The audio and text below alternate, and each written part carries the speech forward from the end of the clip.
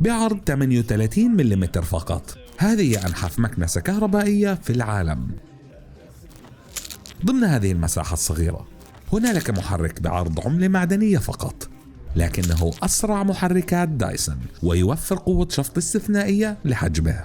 ورغم الحجم الصغير فهذه مكنسة كهربائية متكاملة وذكية حتى، حيث تتصل بالتطبيق لتبقيك على اطلاع على حالة البطارية والفلتر، كما أنها مزودة بضوء خاص للمساعدة برؤية الغبار على الأرض.